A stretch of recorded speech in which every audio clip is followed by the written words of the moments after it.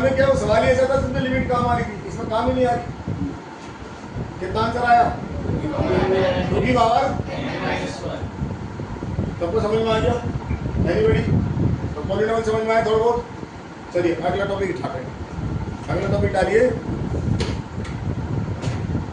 थोड़ी देर के लिए पॉलिनॉमियल को रेस्ट, उसके बाद वापस लेके फिर आएंगे नए सवाल के साथ। देखिए अपन ने लिखा ax square plus bx plus c equal to 0। ठीक है ना? क्या चीज है ये? छोटी छोटी बात कर लेते पहले, है ना?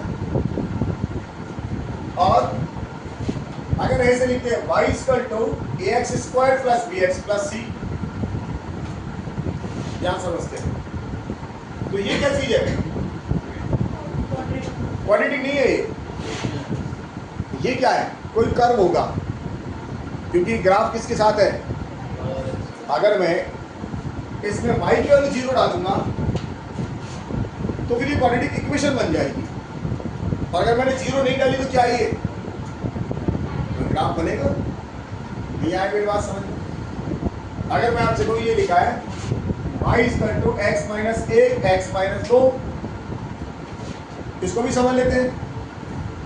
अगर मैंने इसमें y की वैल्यू 0 डाल दी, सॉरी y को 0 कर दिया, अब y को 0 करा तो x की वैल्यू क्या आएगी? 0। तो x की वैल्यू क्या हो गई? 1। तो मेरे पास पॉइंट कौन सा आया? 1 0, और यहाँ डालेंगे तो क्या आ जाएगा? 2 0। अगर मैं इसको मार्क करूं तो ये 1 0 और क्या हो गया? 2 0। बोलो बच्चों, बनेगा ग्राफ? बनेगा नहीं बनेगा? अगर y इक्वल टू लिखोगे तो क्या ये ग्राफ है, और जैसे इसको 0 कर दोगे क्या बन जाएगी? ये इक्वेशन, और इक्वेशन बनेगी तो कितने रूट देगी? 2। कौन कौन से? हमसे क्या पूछते थे? वो पहले 10वीं क्लास बात करते हैं, ऐसे लिखते थे find the number of zeros. इसमें पूछते थे find the value of zeros. अपन क्या लिखते थे? कि जीरोस क्यों बोला जाता था? क्योंकि इसमें y की वैल्यू क्या होती थी? 0। समझ आएगा? y की वैल्यू 0 होती थी। y की वैल्यू 0 होने का मतलब ये किसको काट रहा है? x एक्सिस को, राइट? तो जब ये x को काट रहा है तो क्या आ जाएंगी? x की वैल्यू आ जाएगी, और x की वैल्यू क्या होती है? रूट्स हो जाएंगे हमारे पास। क्लियर हुई नहीं? पहले 10 की बात समझ में आएगी, ठीक है ना? तो ये क्या चीज है बताओ? ax square plus bx plus c क्या चीज है? ये कर्व है। अब ये पता लगा कौन सा कर्व है। अगला मुद्दा है कौन सा कर्व है? अपने 10th क्लास में पढ़ा है क्या है? पैराबोला है। तो हमारे पास एक दिमाग में आएगा सर पैराबोला तो जानता ही नहीं, थोड़ा बहुत जानता हूँ पैराबोला के बारे में। तो हमने पूरी फिजिक्स में प्रोजेक्टाइल मोशन पढ़ लिया होगा, पूरा पैराबोला निपटा दिया होगा। अब यहाँ से भी समझ लो, है ना, कि पैराबोला है तो कैसा पैराबोला है। या डायग्राम पे चल रहे हैं धीरे धीरे, आपको डायग्राम पे लेके चल रहा हूँ, फिर मैं 10th क्लास बीच में ले आऊँगा दोबारा। तो मुझे नहीं पता है क्या है, किस तरह का पैराबोला है ना? इसकी पैराबोला की शेप बनाने की कोशिश करते हैं क्या है, ठीक है ना? उससे पहले एक छोटी सी बात और पढ़ेंगे, उसके बाद इसकी शेप बनाना चालू करेंगे। देखिए बच्चों, राइट, अपन ये पढ़ा ax square plus bx plus c, ये सारी कहानी एक जैसी है। पैराबोला की शेप बनाना, ये समझाना, सब एक साथ, सब खिचड़ी एक साथ सोल्व हो जाएगी। तो अपन लिखते थे x इक्वल टू क्या? Minus b plus minus under root divided by कितना? 2a। ये क्या देता है? मैंने पूछा कहां से आया ये? Completing the square. कहां से आया? कंप्लीटिंग द स्क्वायर से आया। अब ये नहीं बोला क्या है कंप्लीटिंग द स्क्वायर, ये क्या होता है? तो हमें इसको परफेक्ट स्क्वायर बनाना है, होल स्क्वायर बनाना है। अब होल स्क्वायर कैसे बनाते हैं वो सुन लो, एक बार समझा देता हूँ वो भी, क्योंकि पता नहीं आपने सीखा नहीं सीखा, 12th वाले बच्चों ने तो बहुत सारी जगह सीखा होता है इंटीग्रेशन में। एक बार आपको भी समझा देता हूँ, ये सारा समझा देता हूँ कैसा आया, फिर हम डायग्राम से चले जाएंगे। तो अगले 4-5 दिन 6 दिन तक डायग्राम पढ़ते रहेंगे, ठीक है ना? डायग्राम चलता रहेगा, क्वाड्रेटिक में से एक टॉपिक चालू हो जाएगा, वो क्या होगा? डायग्राम।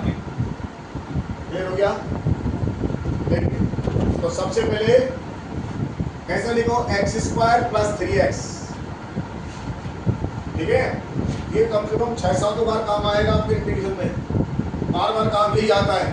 ये बच्चे बैठे हैं पूछ लो, बार बार यही काम आता है इंटीग्रेशन में, और फिर बच्चे गलती करते हैं। इसका होल स्क्वायर बनाना है, जब भी होल स्क्वायर बनाना है तो जैसा यहाँ लिखा वैसा लिखे, इसके बीच में जो साइन है वो लिखे, क्योंकि परफेक्ट स्क्वायर फटाफट बनाना है। और ये जो लिखा है उसका हाफ कर दे और इसमें स्क्वायर लगा दे, बस बन गया। समझ में आया? एक बात और, ये बताओ 7 का हाफ कितना होता है? हाफ से मल्टीप्लाई कर दो। 5 का हाफ कितना होता है? हाफ से मल्टीप्लाई कर दो, क्या दिमाग लगाओ? 5/2। 3 का हाफ 3/2, ठीक है ना? जितना भी आप लोगों को चाहिए, हर कोड चाहिए तो हर कोड से मल्टीप्लाई कर दो, 1/2 चाहिए तो 1/2 से मल्टीप्लाई कर दो। तो मैंने क्या करा, इसका हाफ चाहिए तो क्या लिख दिया, इसके साथ यहाँ x मत लगाना, कई बच्चे x लगा देते हैं, x लगाने मतलब इसके साथ क्या हो जाएगा, ऐड हो जाएगा। नहीं नहीं नहीं, x नहीं लगाना, क्लियर हो गया? एक बार इसको ओपन करते हैं, क्या आएगा बताओ, बोलो। x² plus 2 into 3/2 into x plus 9/2। मेरी बात समझ में आई? ये हाफ इसलिए करवाया ताकि ये 2 इससे 2 कट जाए। कितना है बताओ, x² प्लस 3x। सर ये 2 स्टेप तो मिल गए और ये स्टेप फालतू आ गया, है ना? करेंगे एक पटो, एक और देख लेते हैं, फिर एक साथ सीखेंगे। इसका होल स्क्वायर बनाओ, बोलो x माइनस इसका हाफ कितना, 5/2 का होल स्क्वायर, होल पे कितना आएगा, माइनस का 5/2 इंटू प्लस का, बोलो बच्चों। सर ये स्टेप मैच कर गए, x² माइनस 5x, ये स्टेप फालतू आया। तो हमने अपना दिमाग लगाया कि ये जो है ना इसका होल स्क्वायर, ये फालतू आता है, दिख रहा है? इसको हटाने के लिए आया, समझ में नहीं आया? अगर मैं इसमें माइनस के 9/4 काट दूं इसके साथ, ये कट जाएगा, इसके साथ ये इनका ये रह जाएगा, तो मुझे होल स्क्वायर बनाना आया। इधर भी देखो ये, अच्छा बताओ ये होल स्क्वायर प्लस का आता है माइनस का आता है? हमेशा प्लस का आएगा। हटा रहे हैं तो माइनस का, तो माइनस का 25/4, क्या लिख देंगे, माइनस का 25/4। अब इससे कट गया, ये माइनस का 25/4 क्या रह गया बच्चों, ये क्लियर हो गया। बोलो अगर ऐसे लिखा हो x² प्लस के 7x होल स्क्वायर बनाओ, बोलो क्या लिखोगे, x प्लस बोलो 7/2 का माइनस का, क्लियर? ये हमेशा प्लस का आता है तो हमेशा माइनस का भाग है, 5-6 बार काम आएगा फिर पिक्चर में। दोबारा देखते हैं, ऐसे लिखा हो x² माइनस के 9x, बोलो क्या लिखेंगे, x माइनस 9/2 का माइनस का, जो हमें 10th क्लास में काम मिला था जिसको बोलते थे कंप्लीटिंग द स्क्वायर। आपने पढ़ाओ चाहे नहीं पढ़ाओ, मैंने इतना पढ़ा दिया, क्लियर हो गया? हम एक छोटा सा काम और कर लेते हैं और फिर हम इसको चालू करते हैं। पैराबोला कैसे बनेगा, तो ये पैराबोला हमारी जान आएगा आगे तक। देख तो सबसे पहले मेरे पास ये लिखा है y equal to ax² plus bx plus c, ठीक है? होल स्क्वायर बनाना है तो सबसे पहले इस a को बाहर निकाल दो ताकि हमारी मेथड में आ जाए और हमारे को इजी हो जाएगी। a बाहर निकाला, बोलो जो x² plus b/a into x plus c, अलग पटक दो ना, क्योंकि होल स्क्वायर किस किस से बनेगा, इन दोनों से बनेगा। इसका तो मीनिंग नहीं है, काम ही क्यों लो। चलो बच्चों ये क्या लिखा बताओ, a होल स्क्वायर बनाओ, इससे x प्लस इसका हाफ b/2 का माइनस और प्लस का c। उम्मीद करता हूँ समझ में आ गया होगा। बोलो किसी को दिक्कत, बोलो भाइयों, नहीं ये हो गया y, तो y इक्वल टू इसके से मल्टीप्लाई करो, कितना है ax प्लस b/2a का होल स्क्वायर। अब इसके से मल्टीप्लाई करो, बताओ कितना आएगा, इस a से ये वाला a कट गया, माइनस का b²/4a प्लस का c, करेक्ट? बोलो ठीक है? यही से मैं फॉर्मूला समझा दूं 10th क्लास का, और फिर यही से मैं आगे के समझा दूंगा। इस y को 0 कर दो, y को 0 करो तो क्या निकल आएंगे इसके रूट्स, और 0 नहीं करोगे तो ग्राफ बन जाएगा। ये तो बोला नंबर ऑफ जीरोस, इसका मतलब y की वैल्यू क्या, 0, तो इसको 0 कर देते हैं ताकि टाइम की बात समझ में आ जाए। तो 0 equal to ax plus b/2a का होल स्क्वायर माइनस इसका आंसर बताओ बच्चों, बोलो 4a, राइट। ब्रैकेट भी कॉमन ले लो, कितना है बताओ, बी स्क्वायर माइनस 4ac, कुछ जाना पहचानी चीज आ गई, सही बोलो, माइनस आएगा, कॉमन एरिया माइनस, कोई दिक्कत नहीं। इसको तो भेज दूं, कितना आएगा बताओ, ये तो भेजेंगे तो B square minus divided by 4a is equal to how much, a x plus b by 2a का होल स्क्वायर। इस a को भी नीचे भेज दो, बोलो B square minus divided by is equal to x plus b by 2a। बोलो बच्चों, स्क्वायर हटा दो, क्या लग जाएगा, रूट, और क्या लग जाएगा बताओ, प्लस और माइनस, स्क्वायर हटा दो, रूट आ गया। अब इसको इधर भेज दो, तो x के लिए बताओ कितनी आएगी, ये तो ला रहा हूं, माइनस का प्लस माइनस अंडर रूट, बोलो बच्चों, रूट से बाहर निकाल लो इसको, आ गया फॉर्मूला, समझ में आ गया, नोट कर लो। और अगर इसको y की टर्म्स में चलाएंगे तो क्या बनेगा, ग्राफ, और जीरो कर देंगे तो क्या बनेगा, इक्वेशन, और इक्वेशन सॉल्व हो जाएगी।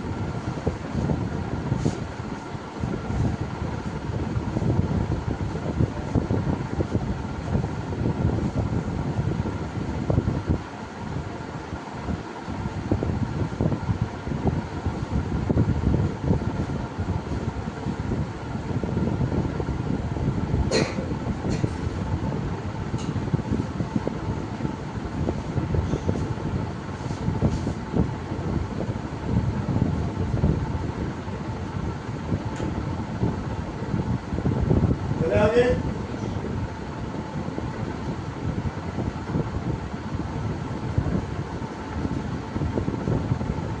धीरे समझो, कोई जल्दीबाजी नहीं है, बता रहा हूँ आपको। ये चैप्टर 2 साल तक परेशान करेगा, अगर पॉकेट में नहीं आया तो सही ढंग से। Trigonometry, quantity, production, trigonometric equation, trigonometry, ये तो 10 होनी चाहिए। जितनी 11th को स्ट्रॉन्ग उतनी 12th स्ट्रॉन्ग। 60 से कभी 60%, कभी 50% पूरे 11th का आता है। अगर 11th खराब तो सिलेक्शन के चांसेस रुक जाते हैं। इसलिए 11th को स्ट्रॉन्ग करके चलो। पढ़ा रहे भाइयों?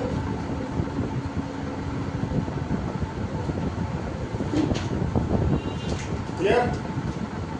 यहीं से इसको उठा लेते, यहां से हटा दिया। चलो इधर ले आओ इसको, इधर लाओगे, बोलो क्या आएगा एलसीएम, इधर लेकर आए, बोलो क्या बनेगा, y माइनस माइनस कॉमन लेंगे, इधर के क्या हो जाएगा, plus B square minus 4ac divided by 4a equal to a x plus b by 2a का होल स्क्वायर। बताओ मेरी बात समझ में आई नहीं आई? इस पूरे स्टेप पे और डाला है हमें, बोलो इसको बार बार बी स्क्वायर माइनस 4ac ना लिखे, इसके लिए मैं डी लिख दूंगा। डी मतलब डिस्क्रिमिनेंट। तो डी कितना बच्चों, बी स्क्वायर माइनस, तो y plus D by 4a is equal to कितना, a x plus b by 2a का होल स्क्वायर। और सिंप्लीफाई करें तो ये हो गया x plus b by 2a का whole square is equal to 1 by a y plus कितना d बाय 4a। राइट। अब ये जो शक्ल आई ये कुछ ऐसी आ गई, x square equal to 4ay। ये एक्स स्क्वायर हो गया, ये कोई y हो गया। मैंने ध्यान दूसरी 4a लिखा क्योंकि लोग बाग इस पैराबोला को जानते हैं। आप चाहे तो कोई भी लिख सकते हैं, k constant, x square equal to क्या, ky।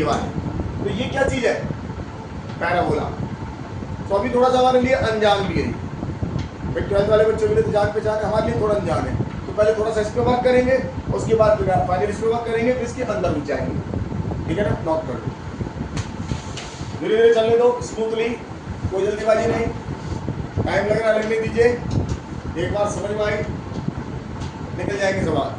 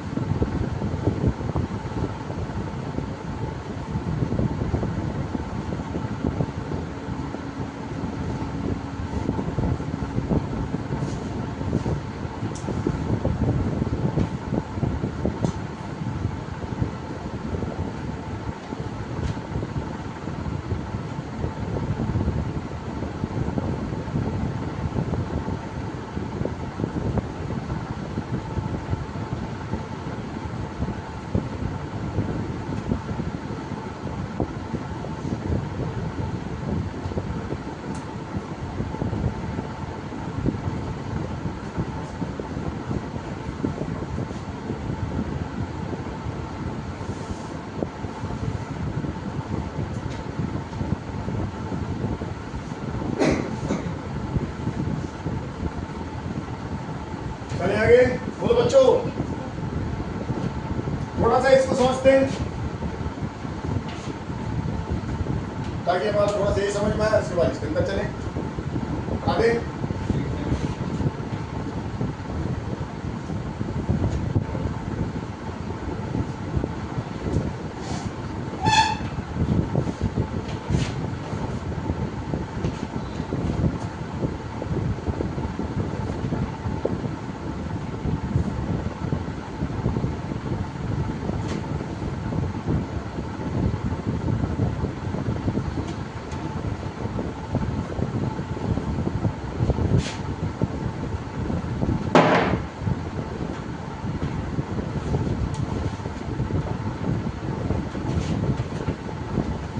देखो x square is equal to y, इसका डायग्राम बनाते हैं, y is equal to x square, एक ही बात है।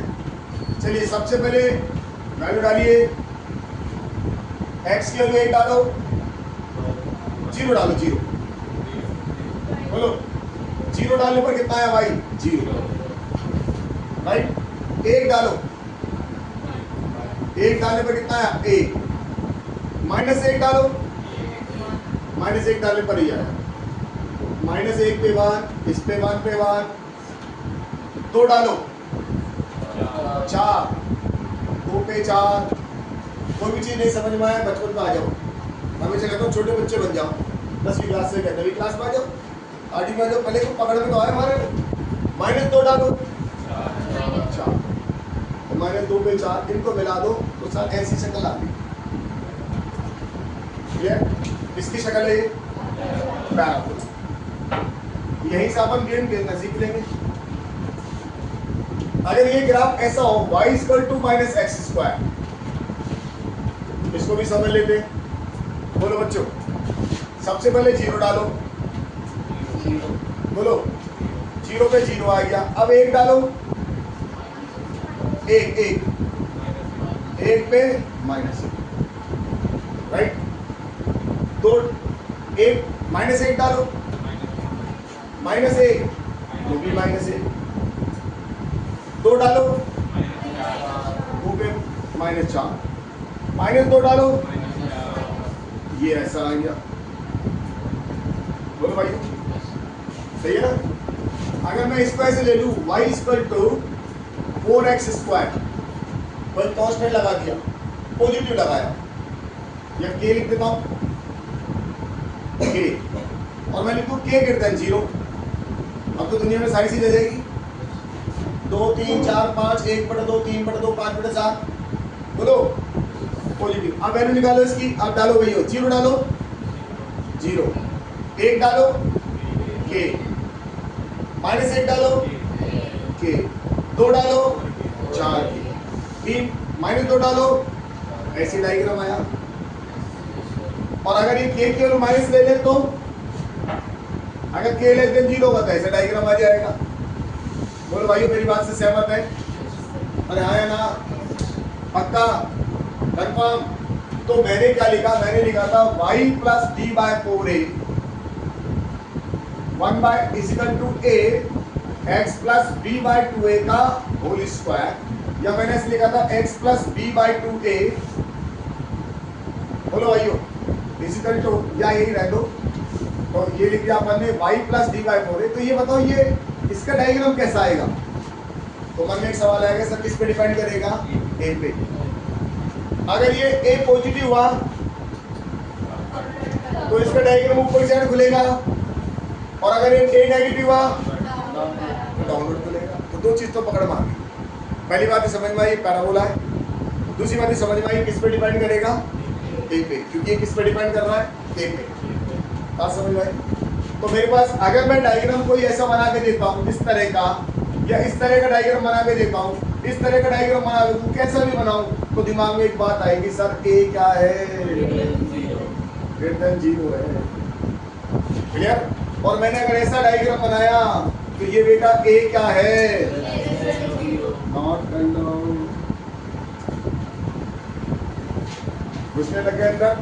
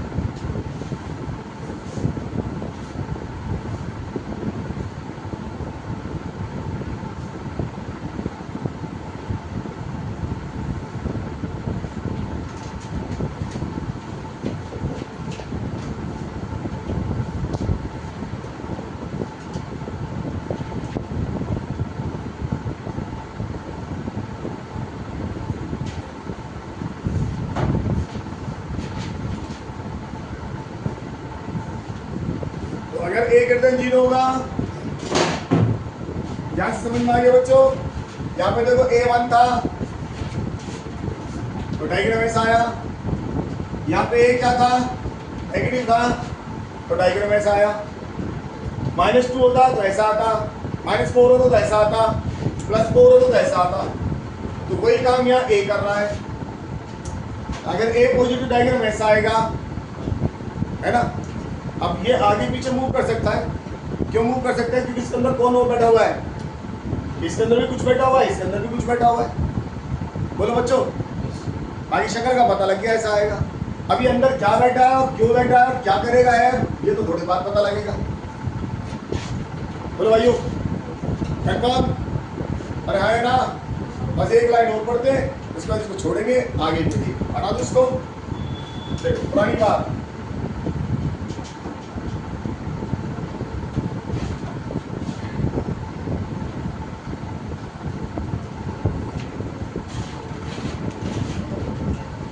एक बात, x = -b ± √b² - 4ac divided bye 2a, right? थोड़ा सा और समझ ले। अगर ये b² - 4ac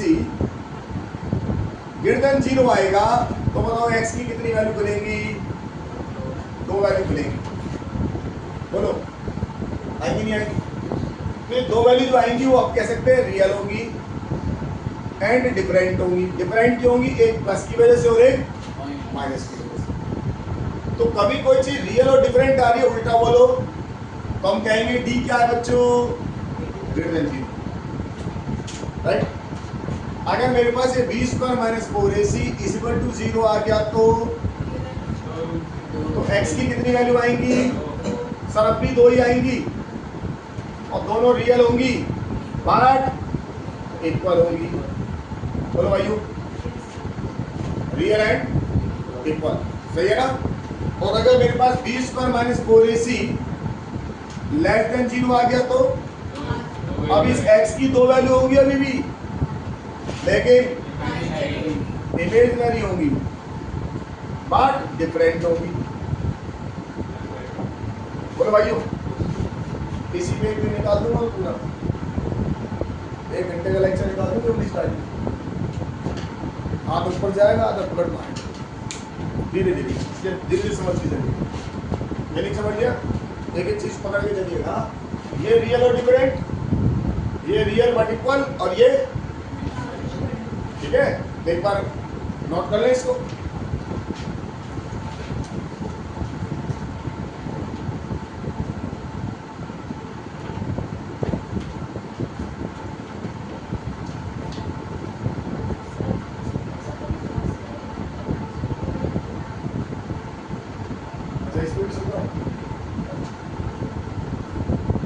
एक क्वेश्चन आया, वो कह रहे हैं क्या ऐसा पॉसिबल है कि रूट्स कभी इमेजिनरी और इक्वल हो? तो बेटा इसके लिए बुधवार 9th 10th की क्लास में चलो, कल देखते हैं इसको, होल्ड कल करेंगे तो बाकी इनके क्वेश्चन का जवाब देते हैं, है ना? ये कह रहे हैं क्या इमेजिनरी और इक्वल हो? ठीक है, जरा रूट्स सुनो। ऐसा लिखा मैंने x = -5 + -√-36। रूट्स कैसे हैं? Imaginary, right? ये माइनस में अगर कोई चीज आ रही है तो रूट्स कैसे होंगे? Imaginary, correct? अब हमको एक चीज और पढ़ाई थी मैंने, अगर आपको याद हो, इस -36 को अपन क्या लिख सकते हैं? √36, और इसको क्या बोलते हैं बच्चों? आयोटा। तो ये हो गया 6 आयोटा, राइट?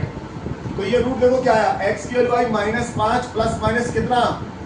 तो एक x आया -5 + 6 आयोटा, और एक x आया -5 माइनस के। तो क्या कभी ऐसा हो सकता है ये इक्वल आ जाए? एक तो प्लस की वजह से आएगा और एक माइनस की वजह से, ठीक है ना? एक चीज और समझिए और फिर इस क्वेश्चन को इसको एंड करेंगे। और ये बहुत अच्छी बात पूछे, हमारे फंडामेंटल और क्लियर होंगे। और फिर मैं एक सवाल समझाऊंगा आपको, और उससे एक और बात देखिए, एक रूट ऐसा आया 5 ± √6, ठीक है ना? तो इससे मैंने रूट्स लिखा 5 + √6। अगर मन में कोई सवाल आए तो पूछ लिया करो। बताओ ये रूट्स कैसे है? रियल इमेजिनरी है? रियल है। डिफरेंट है, और इसको अपन बोलते थे, अगर याद हो तो, सर्स, इरेशनल रूट्स। सवाल ये दिया था, सवाल को देखना क्या है। सवाल ये दिया था, if A equation have one root 3 + √5, then find the equation, find the quadratic equation। बोलो क्या करते थे? दूसरा रूट अपन लेट कर लेते थे, 3 - √5, करेक्ट? बात समझ में आई? क्या कभी आपने सवाल ऐसा दिखा, if A equation quadratic equation have one root 6, then find the equation। बोलो अब कैसे लिखोगे? then find the equation। अगर इसका एक रूट 6 है तो इक्वेशन बताओ। क्या कभी ऐसा सवाल देखा? क्यों नहीं देखा? ऐसा सवाल देखा तो क्यों देखा, और ऐसा नहीं देखा तो क्यों नहीं देखा? बोलो भाइयों।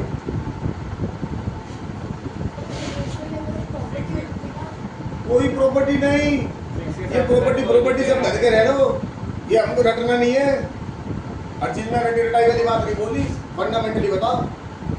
फंडामेंटल ये है, ये कैसा कैसा नंबर है, रेशनल, और ये कैसा है, अभी दो रेशनल और रेशनल नंबर ऐड ही नहीं हो सकते, और जब ये ऐड नहीं हो सकते तो सब्ट्रैक्ट भी नहीं हो सकते। मेरी बात समझ में आई? अब मैंने आपसे पूछे 6 बताओ किससे रहा, तो एक बच्चा कहेगा 6 तो सर 5 + 1 से भी आ सकता है, 4 + 2 से भी आ सकता है, और 7 - 1 से आ सकता है, 7 - 2 से भी 8 - 2 से भी आ सकता है। पता नहीं 6 किससे बनाओ, कौन से दो नंबर को ऐड होने से बनाओ। अगर मैं इसके कोरोस्पोंडिंग रूट निकालूंगा तो 5 - 1 आएगा, इसके कोरोस्पोंडिंग रूट निकालूंगा तो मेरे सेकंड रूट क्या आएंगे, सारे अलग अलग आएंगे। मुझे नहीं पता नहीं 6 किससे बना, लेकिन मुझे ये पता है कि इसका एक रूट अगर ये है तो दूसरा ये होगा, क्योंकि ये न तो इसके साथ ऐड हो पाएगा, नहीं इसके साथ। लॉजिक समझ में आया? तो दो चीज हमेशा पेयर में मिलती है, कौन सी? एक तो सर्ट्स और एक कॉम्प्लेक्स रूट्स, सर्ट्स और कॉम्प्लेक्स रूट्स। समझ में आई बात? ये कभी भी आपको अनपेयर में, पेयर में मिलेंगी। अब सवाल देखो, एक सवाल जो इतना भारी सवाल है, हमको पता नहीं सवाल क्या है। ये सवाल इतना भारी है कि मेरे से सवाल सोल्व नहीं हो रहा। लिखा सवाल मैंने, सोल्व कहाँ से होगा? 4 आंसर देखो इसके। पहला आंसर लिखा है 1 real, 1 rational and other irrational. दूसरा ऑप्शन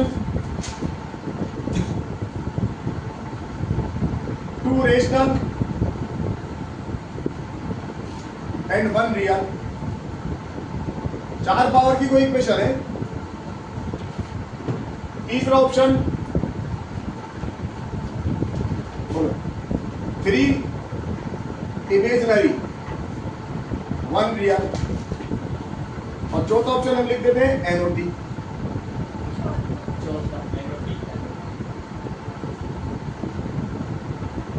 बोलो भाई, अब क्या आएगा? तो इस सवाल के क्या आंसर होने के चांस है? ये तो हो ही नहीं सकता। 2 रेशनल एंड 1 इरेशनल। बोलो, क्या इस 4 पावर की इक्वेशन है? क्या ऐसा हो सकता है 2 रेशनल हो और एक? ऐसा हो नहीं सकता। क्या ये हो सकता है? इमेजिनरी होंगे तो 4 होंगे या फिर 2 होंगे, और ये हो सकता है? यस सर, ये पॉसिबिलिटी हो सकती है। तो मीनिंग समझ में आया ना? सवाल के आंसर से भी हम चीज़ों को आइडिया लगा सकते हैं। जरूरी नहीं है सवाल हो, उसके आंसर से भी पता लगाया जा सकता है। तो इनके क्वेश्चन का जवाब मिल गया? ठीक है बेटा, जवाब मिल गया ना? अगर रूट्स होंगे तो सर्ट्स हमेशा किस में होंगे? पेयर में, और इमेजिनरी होंगे तो भी पेयर में। क्लियर? ठीक है ना? अब हम इसको हमारे पूरी सिस्टम देंगे। ओके, कोई डाउट हो पूछ लिया करो।